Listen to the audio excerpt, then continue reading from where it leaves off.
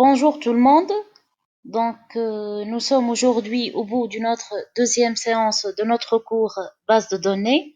Je rappelle qu'au niveau de la première séance, on a vu la modélisation entité-association et on a vu comment on peut générer le modèle conceptuel de données. Pour cette séance, on va voir comment transformer ce modèle conceptuel en modèle relationnel, dit encore modèle logique.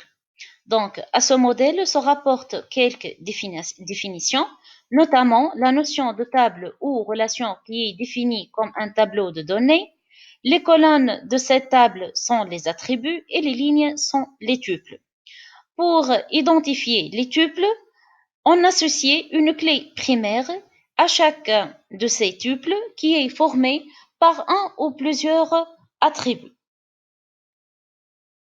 Le lien entre les deux tables est réalisé par la duplication de la clé primaire dans l'autre table et il est appelé clé étrangère.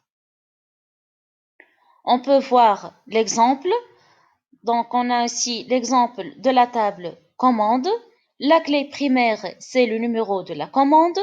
La clé étrangère, qui est la clé primaire de la table client, elle est migrée ici comme un attribut qui est le numéro du client. OK?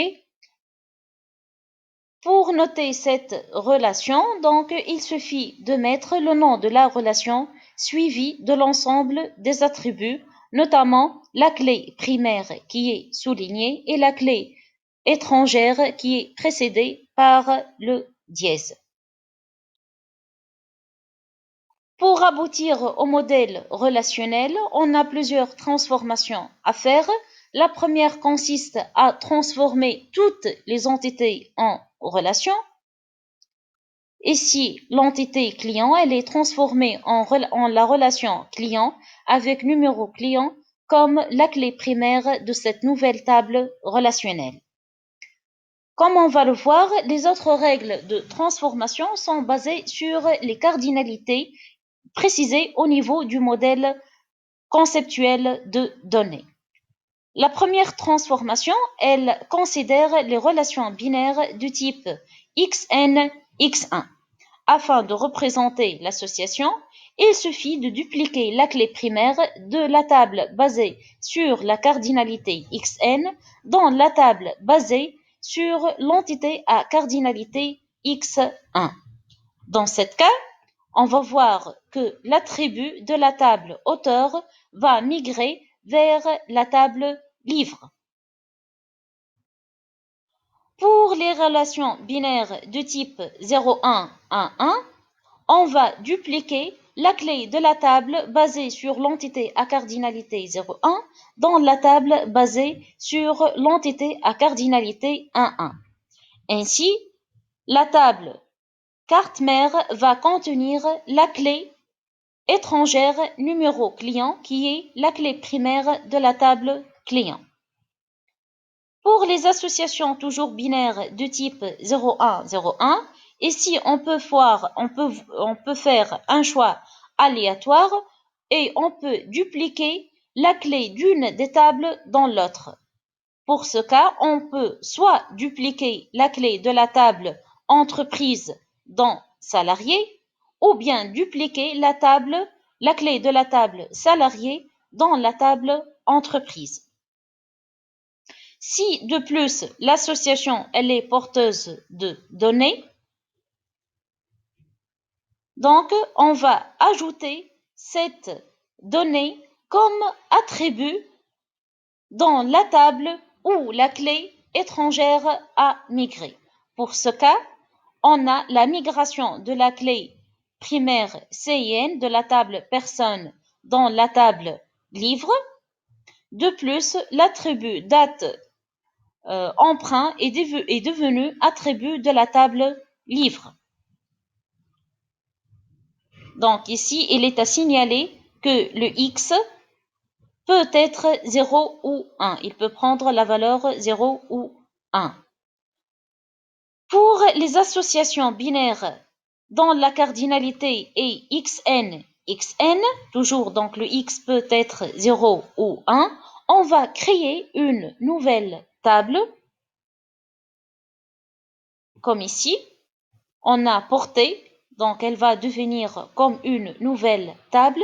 Sa clé sera l'association des clés étrangères relatives à la table article et à la table commande.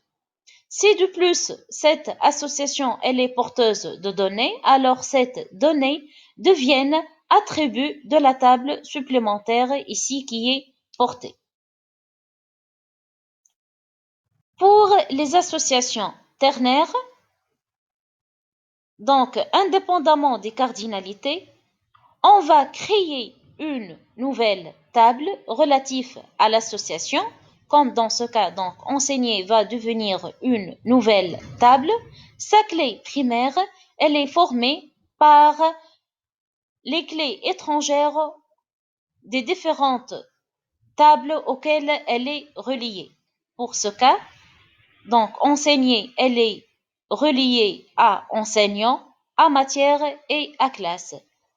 On a ainsi trois clés étrangères qui forment la clé primaire de la table enseignée. Un deuxième cas particulier des associations ternaires, c'est le cas où l'une des entités n'ayant que leur identifiant comme attribut. Dans ce cas, cette entité, elle va être supprimée du modèle relationnel et la nouvelle relation, ici on peut voir donc fabriquer, c'est la nouvelle relation, elle va contenir la clé comme clé primaire, donc la clé date, elle fait partie de la clé primaire, mais non pas comme clé étrangère. Elle est simplement soulignée. Donc, c'est une clé primaire qui fait partie de la clé primaire de la nouvelle table fabriquée. En plus des clés étrangères des autres tables, ici on a le cas de ouvrier et pièce.